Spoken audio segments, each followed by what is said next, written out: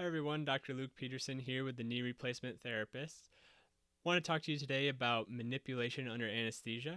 So this is a treatment technique that is used after surgery for the knee, and it's a technique that's used if you're someone who has significant stiffness and decreased range of motion after surgery. What the approach entails is you are put under anesthesia, and while you're under, the surgeon will manipulate your knee. So they'll perform some joint manipulations, some joint mobilizations, and take your knee through the full range of motion of knee extension and knee flexion. And what this will do is it will break up any scar tissues or fibrous adhesions that are within the knee joint. And ideally, the best outcome is after this procedure is performed, you'll have improved knee range of motion and decreased stiffness. So, who is this beneficial for? Well, typically, what you want to do is go through a course of conservative treatment. So, physical therapy, range of motion exercises, all of those good things before you consider a MUA.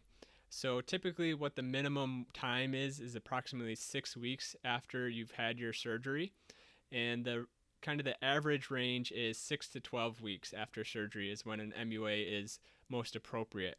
There are some studies that show benefits up to 26 weeks after surgery, but there also show that the benefits tend to diminish and be less significant after you get kind of past that 12-week mark. So the main outcome and the best outcome and benefits of an MUA is you have improved range of motion, you have improved decreased stiffness. There can be a period, typically a couple of days or so, where you have some increased pain and discomfort just because what the knee was put through with breaking up the adhesions and going through that range of motion. But typically this shouldn't set you back at all in your recovery from surgery. There are a couple risks, things to be aware of, but they're relatively minimal. One of the risks is for fracturing the bones around the knee.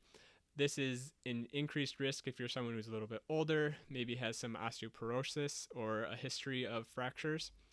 And the other risk is just with using anesthesia, there can be some risks involved with that as well. So that's kind of an overview of manipulation under anesthesia, an MUA, and hopefully that gives you some helpful information and helps you better decide. If you're someone who might be interested in an MUA and think that might be beneficial for you, probably the best thing to do is have that discussion with your surgeon and kind of get a big overall picture and see where you are with everything and see what the surgeon's recommendations are. Thank you very much.